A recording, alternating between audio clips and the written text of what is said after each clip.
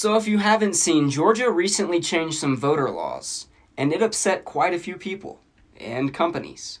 Coca-Cola CEO says the racist Georgia voter ID law is a step backward and unacceptable. He requires a photo ID to be shown in order to gain admission to Coca-Cola's annual shareholder meeting. Delta Airlines CEO says he opposes Georgia's unacceptable voter ID laws. Currently, a photo ID is required in order to fly with Delta Airlines. And now the MLB is gathering feedback from teams and executives on moving the All-Star game out of Georgia over the voting law. Biden also said he would strongly support moving the MLB All-Star game out of Georgia, and also compared it to Jim Crow laws on steroids.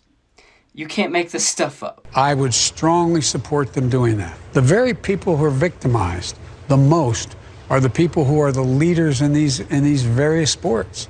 And it's just not right. This is Jim Crow on steroids. Even the Washington Post was like, hold up.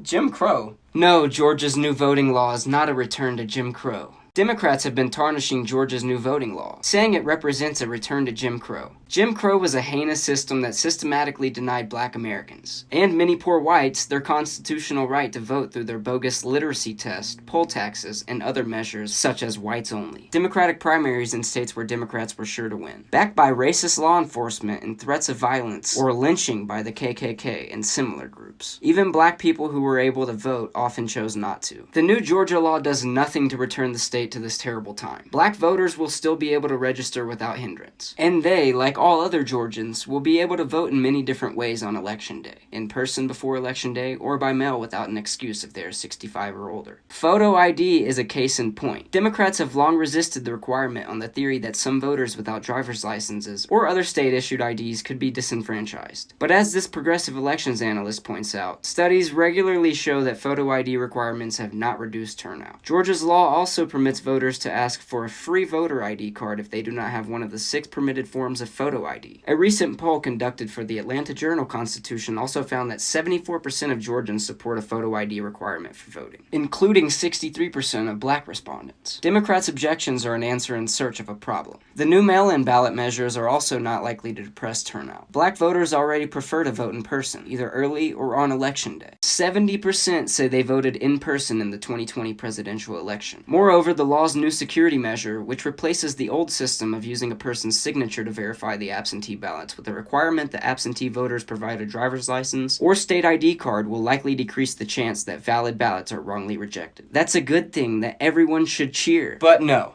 needing a photo ID to vote is Jim Crow on steroids. We should just do away with needing photo ID for everything. Driving, alcohol, fucking idiots. Oops. Now the Georgia House has passed a bill stripping Delta of a multi-million-dollar tax break after it criticized the state's election reform. And it was just announced that they will in fact be moving the game out of Georgia. Good news everyone, you will no longer need your IDs if you're wanting a beer at MLB games. Also, when you're picking up your tickets, you won't need your ID there either. Just say your name and hopefully they'll give them to you.